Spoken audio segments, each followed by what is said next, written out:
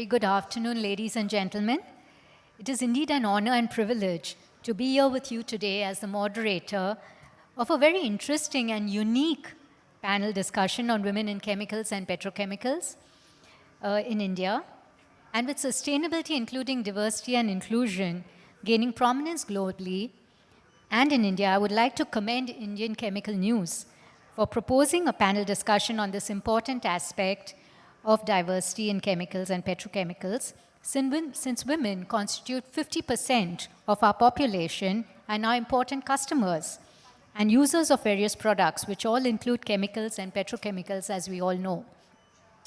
Hence, having women are not only an integral requirement in the task force, but also at senior leadership levels and as entrepreneurs of chemical companies could be a key differentiator and provide organizations a competitive advantage due to the innovation that they could bring on the table, as also help in opportunities to make more holistic decisions through collective brainstorming. To delve deeper into this topic, I'm delighted to have such an august panel comprising of such experienced women leaders. So let me start by, asking the first question to Priya. Priya, what unique perspectives do women bring in innovation in areas like specialty chemicals, agrochemicals, and advanced materials? So I think the unique perspectives would come from being a woman who is a nurturer and, so many qualities which are bestowed in her, belonging to this gender and something like, the patience. So I think whenever you are trying to do something innovative, you need a lot of patience, you need a lot of resilience.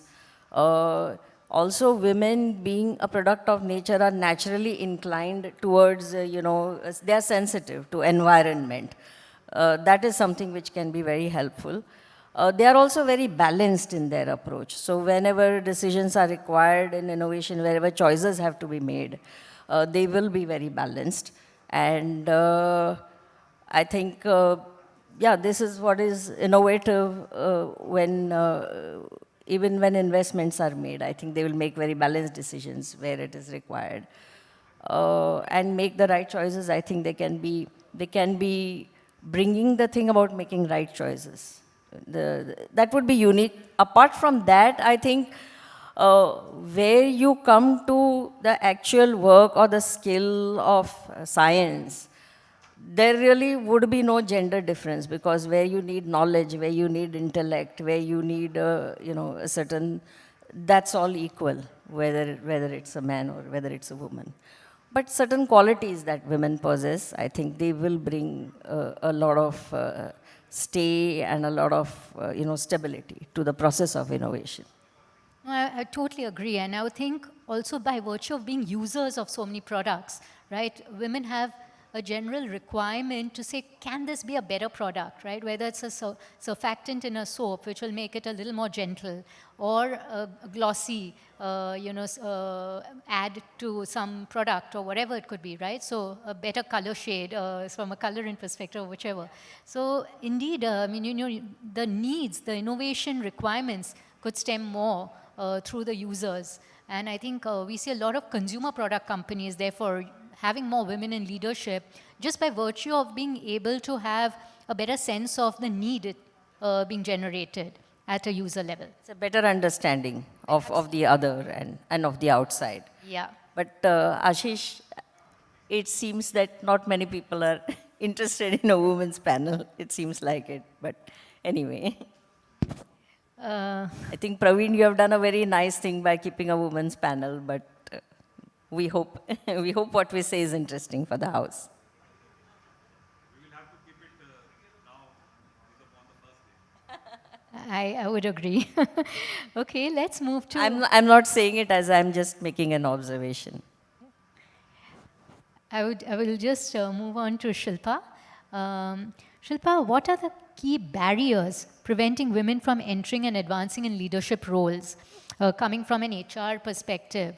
What do you see within the industry, and how can these be addressed by companies?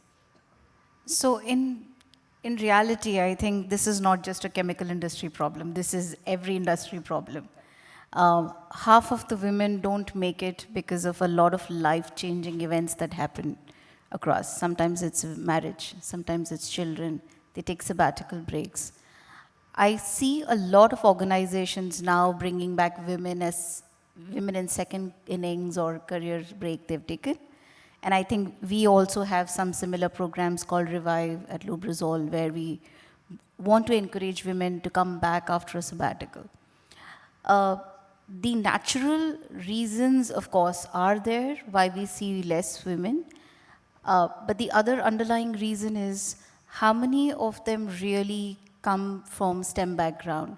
I think that number has kind of changed in the last couple of years, but not kind of, drastically made a difference there, because you still have some of these, younger generation women who are still in the early careers, right? So by the time we actually see them progressing towards leadership roles, it could probably be another 8, 10 years. And that's where the industry is facing a big hurdle of not having women leaders. Which means to say, what we did a mistake in the past cannot repeat now, and we need to kind of ramp up maybe in our social circles or anywhere else where we encourage women if they want to have careers in engineering. And I'm also not, just stuck with STEM, but we have a lot of other functions where we can really bring women, into the workforce from a leadership perspective. So there is loads of work to be done. And I think each one of us have a role to play there. Yes, indeed. Both through institutions having enabling policies and frameworks, and then we need a lot of role models also, right? But let's get then to the topic with Dr. Achala. Dr. Achala, you've been both an industry veteran and now in the academic side of things. So how can educational institutions and industry partnerships in India better prepare women for technical and leadership roles in the chemicals and petrochemical sector, and also picking up from where Shillpa left off, in terms of drawing more women into STEM backgrounds? Thanks Aashish. So being a part of the chemical industry for more than 25 years, I realized that chemistry is not something which lately women and even men actually now are really interested in. Because it's not a very attractive industry. Everybody now wants to go into data, AI, ML. So I think the problem is much larger. It's about women in the chemical domain, but I think the larger problem is attracting guys as well as girls into the chemical space. I will give you some examples of what we are doing. I think we have been talking along a lot of time. When I was in industry, we would say that, academia is not preparing students, and they're not, the students are not employable. They have knowledge, but they're not employable. Now I'm on this side of academia. I find that even when we try to get industries to come forward and give talks to the students, the industry people don't come forward. So the reality is that there is a gap, and each one, without blaming anyone for it, each one has to take a step forward. So what we have done at Somaiya Vidyavihar University, first and foremost, we have set up a center for strategic industry partnerships. And under that, we have 4 pillars. I'll only talk about 2 pillars, which are basically talking about talent. We have one pillar where we accelerate workforce readiness. So we have a program called as VChemi, which has become very popular now in the chemical industry. 2 years back, BASF approached us. It's this program, VChemi, is a CSR initiative of BASF. We take girls from all over India. They have to be either bachelor's in chemistry or master's in chemistry, and we put them through a 3-month certification program. This program converts them from real students to actually people who are readily employable, because we put them through soft skills, we put them to technical skills. And one of the most important things is we show them what are the opportunities in the chemical company. If you ask a student studying BSc, what do you want to do, or MSc, the first thing they will say is they want to get into R&D. That's all they know. But through our program, through our 3-month hybrid program, what we have been able to do is we have been able to expose these students to a large number of opportunities, as was pointed out earlier. It's not only R&D or technical service. And I'm very happy to say we have trained almost 130 girls so far. And 44% of our girls have gone into actual manufacturing, so actually on the shop floor. And only 30% approximately are in R&D, and the rest are in supply chain, product stewardship, sales and marketing, etc. So this is a very flagship initiative of our university, and this is one example how we can both work together to bring about a change in the workforce. I totally agree. I think more such innovative, programs by institutions like yourself, along with organizations which are keen to bring about more diversity in their workforce, will certainly be a game changer. So thank you for that. Shillpa and Deepa, both of you come from a multinational organization, and you have had an opportunity probably to also discuss this with your global counterparts. So what lessons can India's chemical sector learn from the global trends in gender and diversity empowerment in such industries like chemicals and petrochemicals? And how can organizations create a more inclusive career pathway for women to encourage their greater participation at all levels? So I would like to start by saying that the chemical and the petrochemical industry, we are at that pivot moment wherein, taking lessons from the global practices, it's going to help us unlock our innovation, unlock the innovations, improve the retentions, and future-proof our organizations. So by saying so, I would say that we should be open to learn from the global practices, and the insight can be adapted to the Indian context, and by this way we would be able to create a more inclusive pathways for our women employees. So there are some practices which I would like to say that leadership commitment drives the culture. So the tone has to be set from the top. By saying so, I would like to say that leadership should be, when we talk about diversity, it should be a clear priority for the leadership team. Diversity should not be a matrix for HR, it should be embedded in the business matrix. Second is that we should be engaging with the data-driven diversity strategy, wherein we are talking about matrix which we should engage in order to identify the gaps in hiring, promotions, pay, and track the progress. We should implement gender audits, and we should desegregate the workforce with respect to the regions, levels, and functions.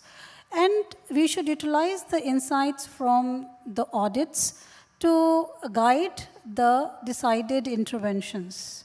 We should also, there are many activities which the companies are using. They are tapping the talent pool early on by engaging with the engineering colleges, ITI institutes, technical institutes, and they are introducing many interventions like internship, sponsorship, and mentoring.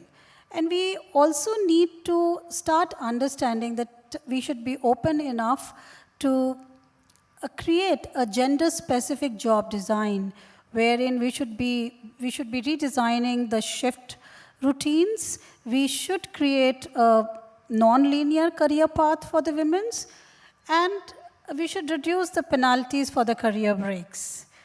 And there are some role models, female role models in our respective sectors. We should try to promote them either through social media, industry forums, campus talks, etc., etc. Thanks, Deepa. Very valid. I come from an organization whose CEO is a woman. The CHRO is a woman. Yes. Our head of technology is a woman, right? And I think that's the role modeling and championing that we need.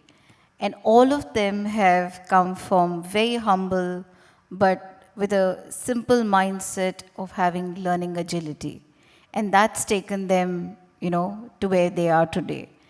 The other aspect I will probably say is every organization is going to give every possible, avenue for women to be on the board. it's equally important for the organization to embrace the different workforces that we have and not just gender, right? So inclusion mindset is not going to be easy, and I think that's one aspect that we really need to work towards, that if you have a lady at the table, it's not just the lady at the table, the voice at the table will also matter for it. And she will bring her voice very effectively, efficiently, and beautifully. So I think it's embracing that inclusion, which is very important today, more than any day. All excellent points on how can we make sure our policies are more enabling for women to be a part of the workforce and to thrive, and equally making inclusion a part of your culture so that people feel like they belong and don't have the fear of speaking up thoughts, ideas, which could actually benefit the company immensely. And especially when you're a lone voice, it is a little more, bewildering. And hence, to that extent, the tone at the top is very important. I think you made another important point to say KPIs in terms of diversity numbers don't have to belong to HR. They have to belong to the leaders. And this is something I think some of the FMCG companies do very well. To take a few of the large organizations globally, these become part of the KPIs of their global CEO. And it impacts the performance rating and bonuses and everything if they don't meet those numbers. So it's not just an ordinary KPI, it's an important KPI. I think also what's important is, while we've got some best practices from MNCs, what's interesting to also know is the Indian government is doing its bit, not specific to the chemical sector, but for at least all the large listed companies as part of the BRSR norms. You have to disclose your number of, workforce split by gender and the leadership split by gender. So that is a point which gets, numerically added to the score that is there for BRSR companies, and CRISIL does take cognizance of that when rating companies which work towards their debt scores as well. So I think India is taking some right steps to make sure companies are more sustainable, and of course, as part of that, diversity of workforce is an important role. But let me then come now to Priya and Dr. Achala. You all have been part of this journey since a very, very long time. And, role models to a lot of young women who are keen to get into the chemical industry as well. Could you talk through some of the success stories of some of the women leaders that you've seen over the years, and what's been the experience and what are the inspirations for the next generation? I think if you're talking about success or role models in the chemical industry in India, I would hesitate because I don't see any women really in the chemical industry at the top. Okay? And it is going to change. But when I see globally, I think I can think about one person who's really made an impact on me is the managing director of Solvay, now Swensko. I think I met her, Ilham Kadri, in March. And the way she spoke, what she spoke, and how she spoke, I think each and every part of what she spoke created an impact, not only on me, on many people there. I got a feeling that, she is a person, she's abroad, she's in Europe, but I think she came from Morocco, etc., and she has also gone through a challenging time, right? And for me, women like her are people who have gone through a lot of challenges and still made it to the top. Those are the people who really, make role models for me. Yeah. From my side, I think the Indian story of a woman in chemical industry is Kiran Mazumdar-Shaw. As we were growing up, she's been at it for years and years. And as we were growing up and associated with chemical field, from a young age, from college days, I've been a chemistry student. And then, of course, associated with my business now for 35 years.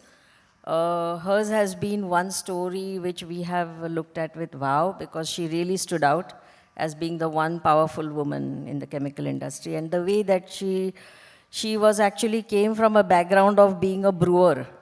She had gone to Germany to learn brewing of beer. Her father was a master brewer with one of the breweries in India. And then she came back and she was trying to work on some enzymes, but then she got this opportunity to do some kind of a tie-up with Biocon International at that time. And she set up her first small factory in a shed. And then from then on, hers is a story which is absolutely inspiring. She stood tall, and we watched her as we grew. And I think I'd also like to use this opportunity to a very live example, which is me. I'm not saying it with any, but I just want to really state the story so that more women can think and feel that it can be real.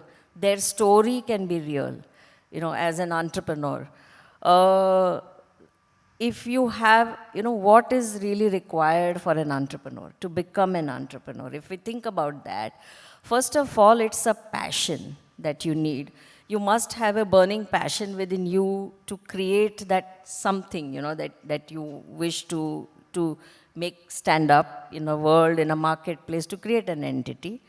Second is you must have the belief and the confidence in yourself, where you believe that your vision or your dream that you have, it all starts with a dream.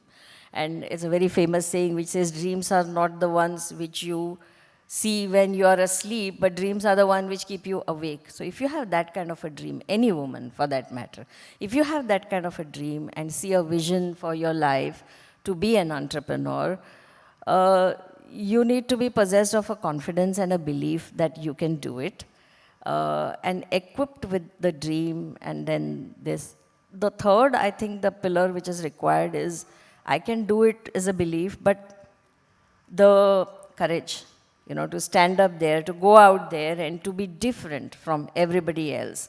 And if you have these things, I think it's really unstoppable. Nothing can stop you from getting there.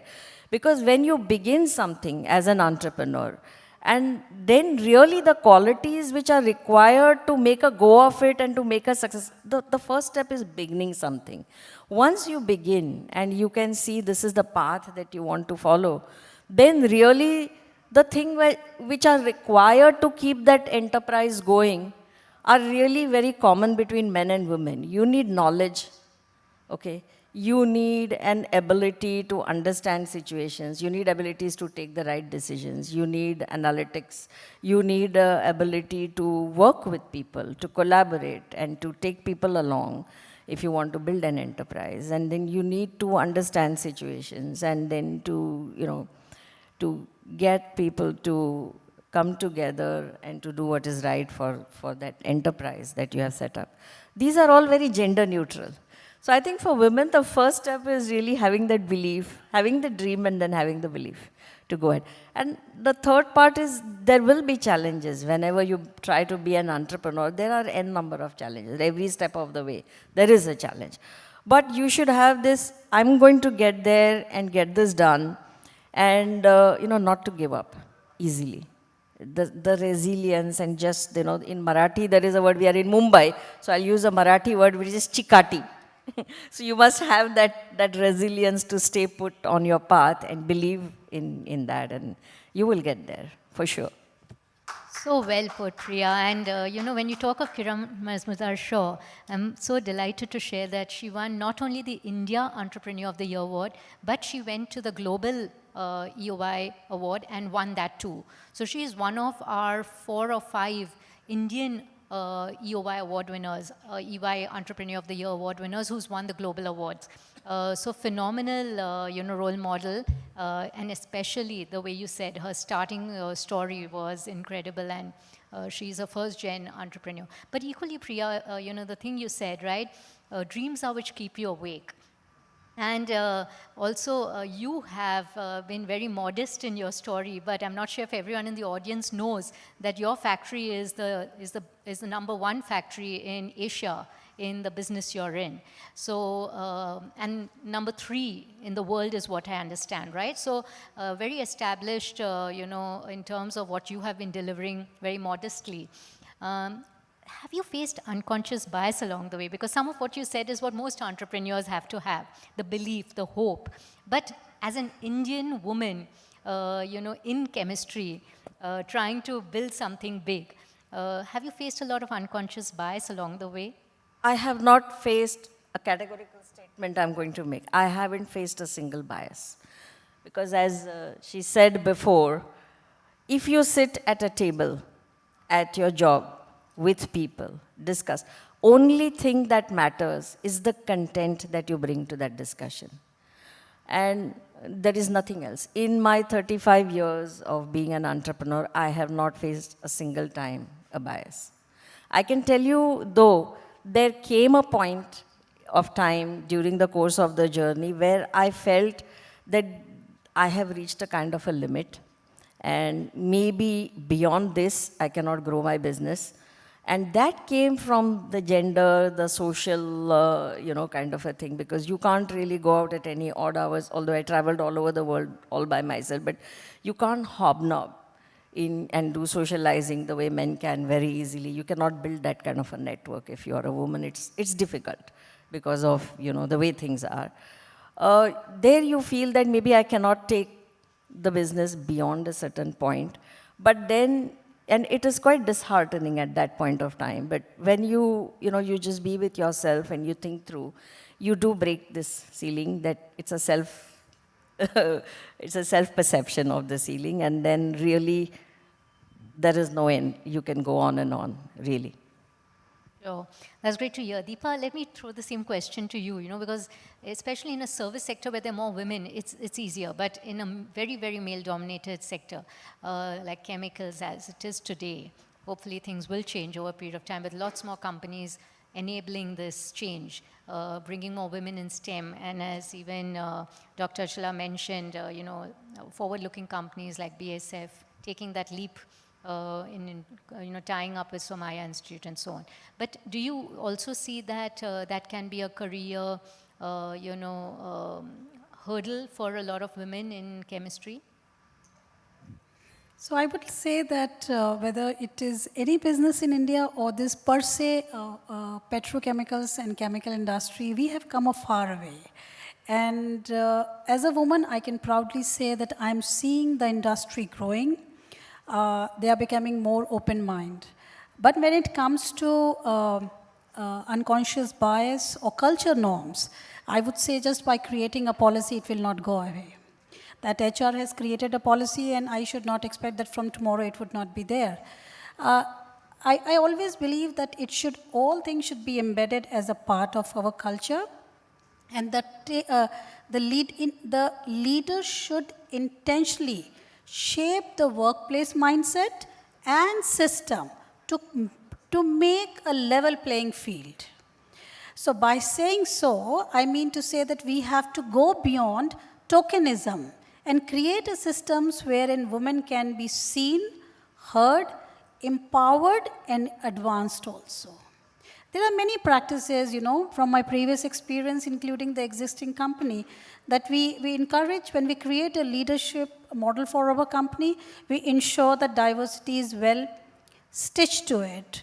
We also ensure that, the system should be changed to promote equitable advancement. That, we should offer short-term assignment with the flexible arrangements so as to accommodate the caregiving facility, and there should not be some conflict with their day in and day to responsibilities. Women should be given a high visibility, accelerating job exposure also. And the other thing which I would like to say is that we talk a lot about diversity. We should ensure that our transparency should be there in our career planning for the women. That means women should be equally a part of our leadership interventions. They should get the equal access to the skill development, mentoring, sponsorship, and they should have an equal opportunity with respect to the male colleagues. So yes, you will have an unconscious bias, but we have to keep on evolving. That's what I would say. And the percentage of it is getting reduced with the passage of time. Yes, I would tend to agree with everything you've said, and it again comes back to the culture in an organization, right? You can have as many great policies, but unless they are brought to life, it's not going to be an easy one. And it's also starting with, I think, more women encouraged in school to take up, an ambition of wanting to get into science so that we can build that pipe of future talent pool. Shilpa, you have organizations like Women in Chemicals in the US, right, which help create that network for women in chemistry to, have these kind of role models or mentoring and all of what Deepa mentioned. What do you think, can such organizations also support communities for women in India? I think in multiple ways, organizations are already driving it. I mean, you heard example of BASF, right? So encouraging in ways to bring in more women into chemical industries happening in across organizations and sectors. Do we want to have a dedicated, forum? I think this is a great forum, right? It's a live forum that we are in, and I think we're creating that impact by highlighting that it's important to bring in more, representation into the industry. And that can only make the industry, thrive on innovation, like we spoke at the beginning. And we all know this industry is actually going to reach 1 trillion by 2040. I mean, why are we waiting? The point is, why are we waiting to get women into the workforce now when we know this industry is going to, like boomerang to that speed, and you need more minds that can be thinking different and can be, creating and innovating formulas that, is the need for the future.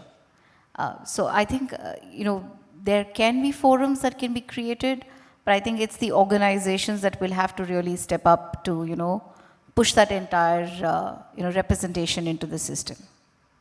Absolutely. We've done a study recently, it's going to get released very shortly, which showed that there are, contrary to the world, Indian education institutions have a better gender balance when it comes to science, but it's not translating into the workforce.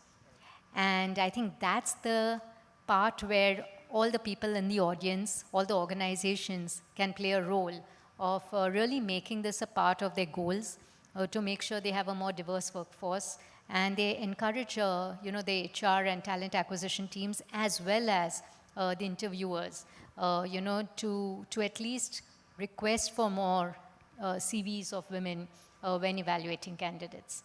Dr. Achala, according to the World Economic Forum data in 2024, 33% is the share of women at junior level staff, 24% at mid-level staff, and only 15% at senior level staff, 9% at CEOs across all industries in the manufacturing sector globally. And that's very disappointing, right? I mean, you talk about manufacturing, and then I think when we talk of chemicals, it even goes down further. So what can our industry do to increase that share of women, as I was just alluding to when I talked of, the educational institution, and in contrast, translating into the workforce? So just to build upon what the people have said, I think with my experience with VChemie, especially in the past few years, I can tell you that the chemical industry has, started taking a lot of steps. There are a lot of steps that they're taking. A lot of new policies are being framed. The challenge, what I have seen in the last 1 year is that two things. One is that most of the chemical companies are in clusters. And these clusters may be in Gujarat or other parts of the place. And though the clusters where they are, they're the kind of people who are getting, it's not sufficient. They need much more than what is being supplied. So then we need to take girls from other locations and we need to move them. That is the first challenge that we are facing when we are placing the VChemie girls, that the parents are not very keen on sending the girls outside of their own location. And here we've tried to work with the companies, and I'm very happy to share with you that 2 or 3 companies have had intense talks with us and have actually arranged accommodation for these girls in their locations. And that has been a very big boost. The second thing what we tell them is, while you all are giving the accommodation or making offers, don't select one girl at a time. Select them in groups of 3 or 4. So then these girls feel much more comfortable. So the first thing what I believe is, giving them accommodation in wherever the clusters are, that would encourage or make their parents more comfortable. While we say that girls are becoming more bold, I still see that at the age group of 2022, it is still their parents who are taking decisions for them.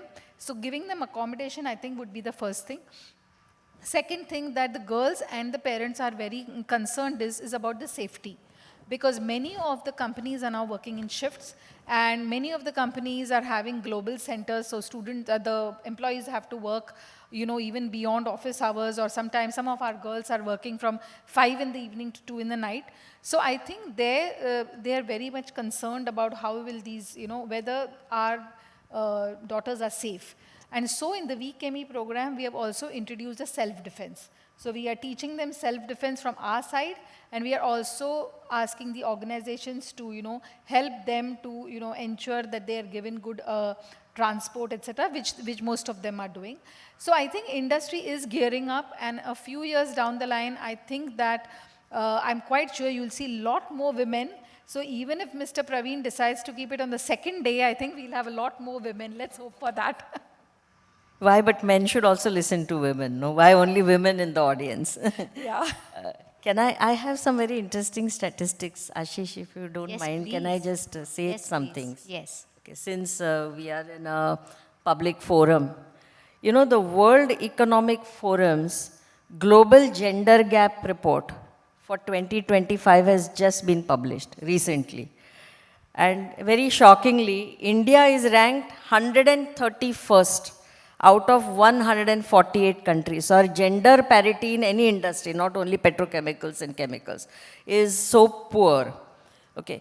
At an education level, which is what Achala is saying, at an education level, there is a 97% parity, girls and boys, if you see in schools or in colleges, 97% ratio. If you look at political empowerment, where the government has, and there's a 33% reservation, at the panchayat level, with the Panchayati Raj system, at a village and a town level, the women participation has gone up to 45%. But in the parliament, it is only 14%. So again, they are not rising to the top. They are there at the grassroots, they are not able to rise at the top. Today in India, women are contributing less than 20% of India's GDP. That is the thing. They earn less than 1/3 of men, and they hold a sliver, a very, very small slice of the decision-making process at any level. Okay. The fact is, it is a published fact that if gender parity is there in industry or at a social level everywhere, this will add $770 billion to India's GDP.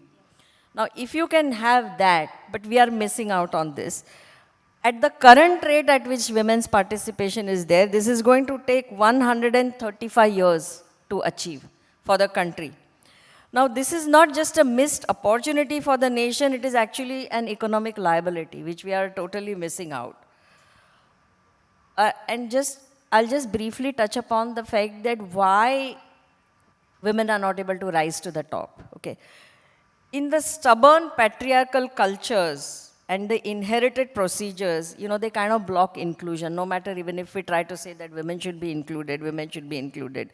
Institutions often assume male-dominated environments, which are created because there are a lot of men out there. So everything, the world of business is actually designed to suit this gender. But their environments are like that. They are supposed, they are considered to be neutral, fair, and meritocratic. But women have it very different. They are different, right? Their biological clock, their social responsibilities are very different. Their family responsibilities are very different. So when women begin to demand, this is particularly for you, when they begin to demand their social and biological realities to be taken into account, this is seen as seeking indulgences, okay? And where a man's merit is assumed, a woman's presence is often, taken as, not so, it's not valid to that extent. Now, really the problem, this is a social problem. This refusal to acknowledge differences in the gender is the one reason why such few women are rising to the top. If you don't recognize this at all, and therefore, Therefore, if organizations, institutions, really the onus is on institutions to change these inclusion demands, that all institutions should need to, really, it's urgent now, very, very intentionally. You mentioned about the intention of companies. Intentionally, they will need to reform their organizations, the setup, so that they become genuinely inclusive to women and not just, for the namesake that, oh, we need 10% diversity in it.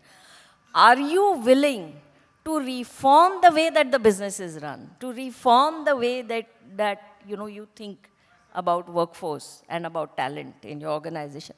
Unless that happens, I think this problem is going to remain, and it's a much bigger social change, which is desirable.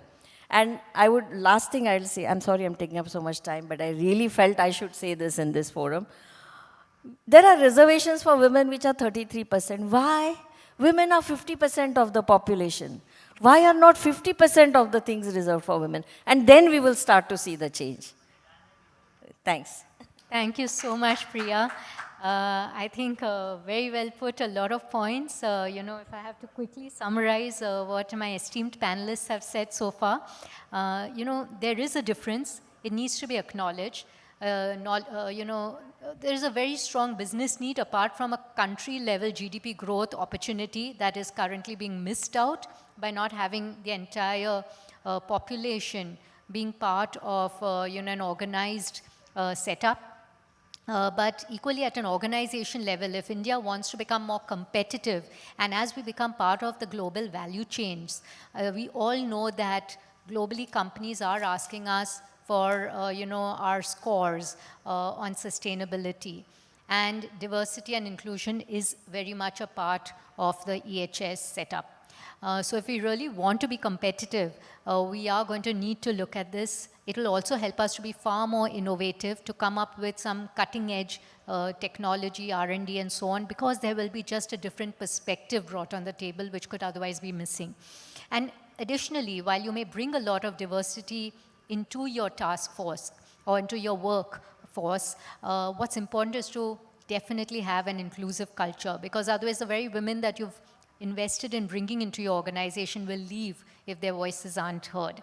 So the tone at the top is going to be very important, and equally, the support system that is necessary, acknowledging that women are a part of the social fabric. They do take a lot of care of the family as well. Their parents are concerned about their safety, and so organizations will need to take that initial step to support them, and they will reap the dividends from having those women in their workforce. With this, I would like to add something, is that well acknowledge the points which you have just said, but I was tempted to present the silver lining, and the silver lining is that today the chemical industry would be approximately around $1,800 billion, and it is a well-known fact that India is poised for growth. And we all are anticipating that by next 5 to 7 years, it's going to double up. And this is also a known fact that we are not going to have this growth from a conventional lines. Very new lines are going to be open that can be renewable energy, semiconductors, and there are AI is going to make a center stage in chemical industry. With this, a lot of emphasis is going to be on innovation, product technology, and R&D also. So I'm damn sure that a lot of opportunities and positions are going to come wherein diversity is going to contribute. But at the end of the day, if diversity is a part of workforce, the environment and giving a right working climate is the responsibility of the organization, which everyone is working on. And that is the reason we are, with the passage of time, even in the chemical and petrochemical space, a lot of forward-moving policies and work practices are stepping in.